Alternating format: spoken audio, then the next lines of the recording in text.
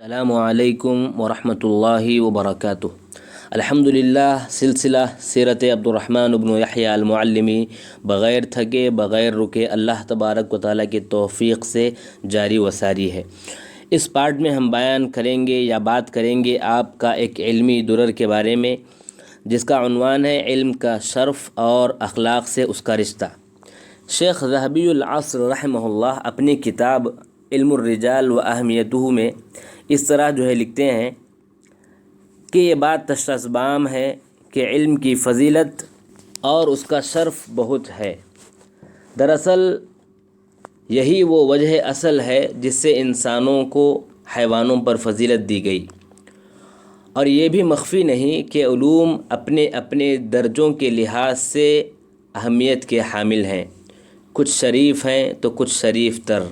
کچھ اہم ہیں تو کچھ اہم تر۔ ان میں چاہے علوم فلسفہ، طبیعیات، ریاضیات، ادبیات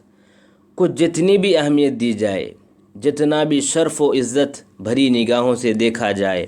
جتنی بلندی کی رسائی بھی کرا دی جائے،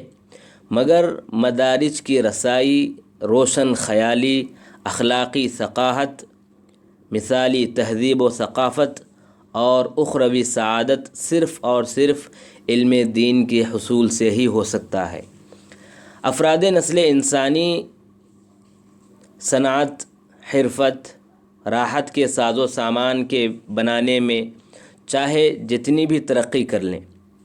اور یہ اسباب گرچہ کہ ان کو ایک جانب بہیمیت سے پرے کرے، مگر دوسری جانب سے اخلاق، رأفت، رحمت، الفت، محبت، ایثار، عفت، تواضع، صدق و صفا، امانت، عدالت، احسان کے نہ ہونے کی وجہ سے یہ لوگ گرے ہوئے ہیں۔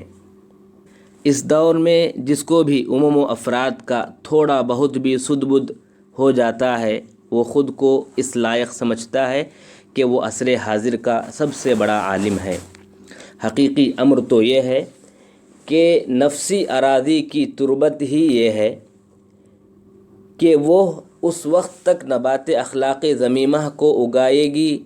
جب تک کہ اس تک ایمانی پاک آب سے اس کو سیراب نہ کیا جائے، دینی صحت پر مبنی علمی شعاعوں سے اس کو تقویت نہ حاصل ہو، تذکیر و وعظ کی تازہ ہواؤں سے اس کو نہ ملایا جائے۔ اور یقینی بات ہے کہ جس زمین کو ایمانی پاک پانی میسر نہ ہو، صحت پر مبنی علمی دینی شعاعیں مس نہ کی ہوں، تذکیر و وعظ کی تازہ ہوائیں زمان نہ لی ہوں، تو اس کھیت کی پیداوار بالکل قول ملائکہ کہ جب اللہ افراد نسل انسانی کو پیدا کر رہا تھا تو فرشتوں نے کہا تھا اتجعل فیہا من یفسد فیہا ویسفک الدماء